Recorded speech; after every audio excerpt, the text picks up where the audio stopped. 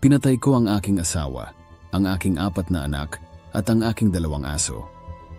Ako si Xavier Dupont de Ligon, isa sa most wanted Frenchman sa mundo. Ipinanganak sa isang mayamang pamilya, nagkaroon ako ng magandang kapalaran na makapag-aral sa Estados Unidos. Doon, natutunan ko ang tungkol sa pananalapi at nakakuha ng degree sa internasyonal na negosyo.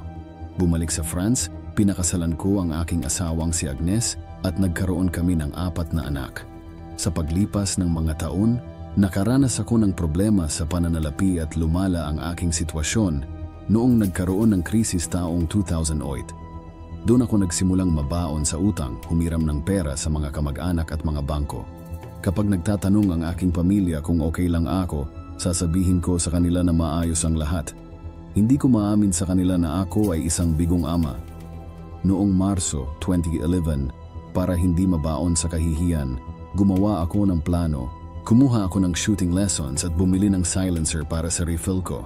Noong April 3, dinala ko ang naking pamilya sa isang restaurant at pagkatapos ay nanood ng movie, sa sinehan niyon ang huling pagkakataong may nakakita sa amin.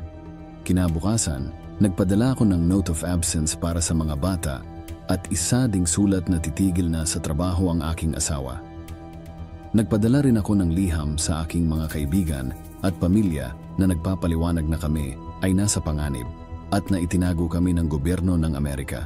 Noong 21 ng Abril, naging headline ang pangalan ko pagkatapos matuklasan ang mga bangkay ng aking asawang si Agnes at ng aming 4 na anak sa ilalim ng terrace ng aming bahay.